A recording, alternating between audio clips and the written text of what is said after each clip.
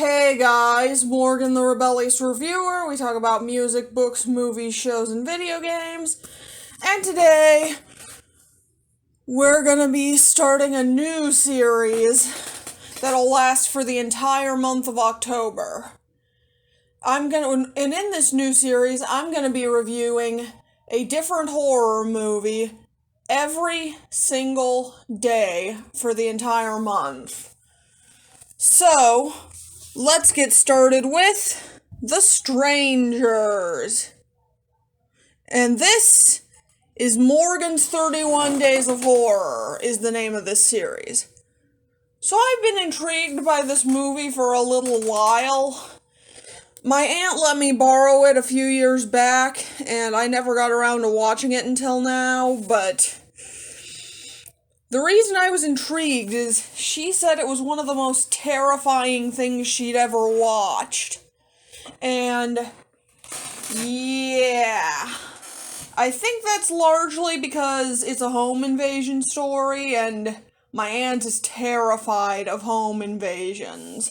So, that's probably why. But luckily, I'm also terrified of home invasions.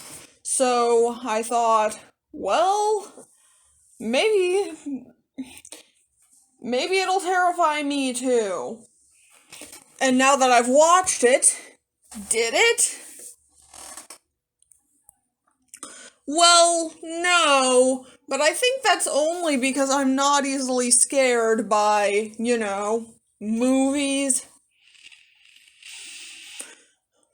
However, I do feel like this probably would have terrified me if I was a little more easily scared by movies, and also if I'd watched it at night. That probably would have scared me a bit more, too. And for one thing, I absolutely love the atmosphere of this movie.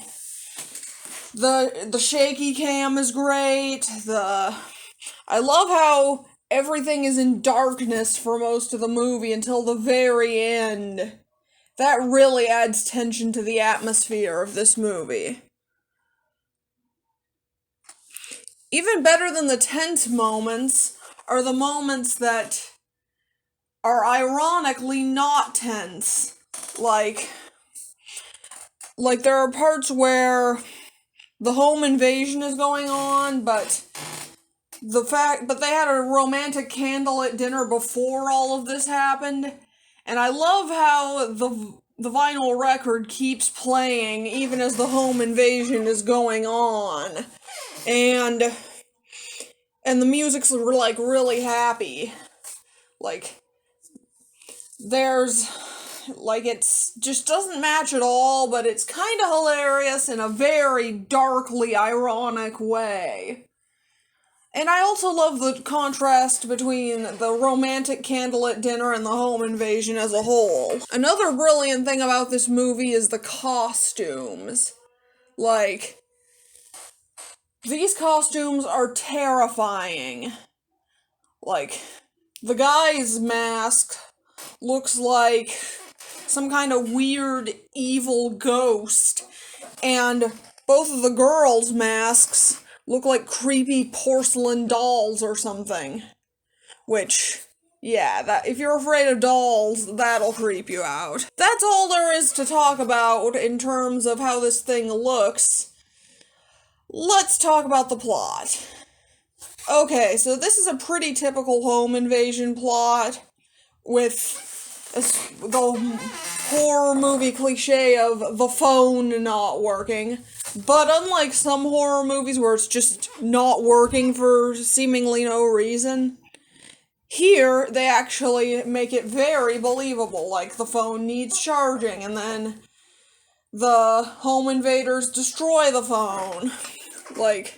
It's pretty well done for something that's been done to death in modern horror. And I also like that they throw in a couple plot twists here.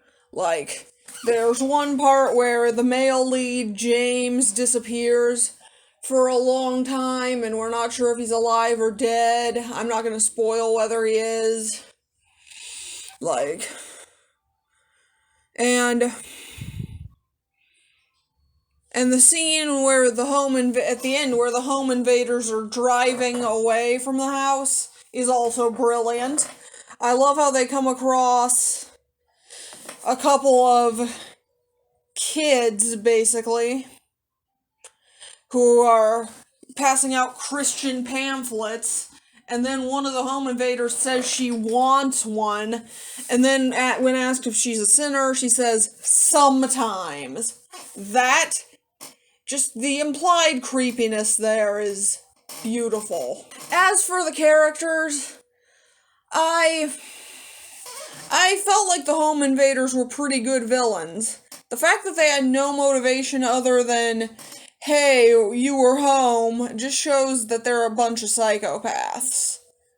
Sometimes that happens. And then there's the female lead, Kristen. She's pretty cool. I like how brave she was. The one character I did not enjoy was the male lead, James. Like, the guy was just kind of an idiot, to put it bluntly.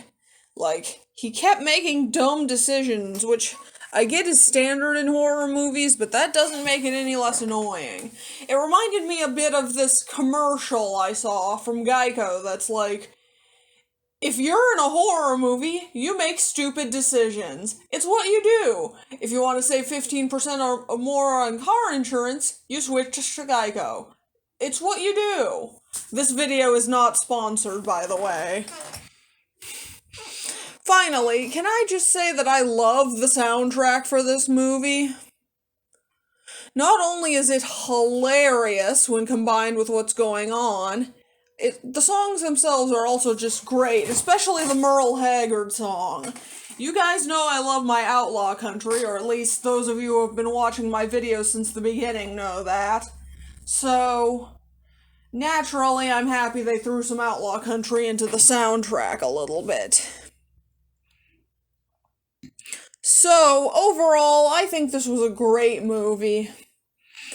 It's beautifully performed, the atmosphere is brilliant, the plot is creepy, and the cinematography is great. It's just a dark, twisted slice of horror movie fun. I give it a strong 9 out of 10, and a recommendation. Seriously, if James was a bit less of an idiot, this would have been a 10. And that's my review. Don't forget to comment, like, and subscribe. I'm Morgan the Rebellious Reviewer, and I'm out.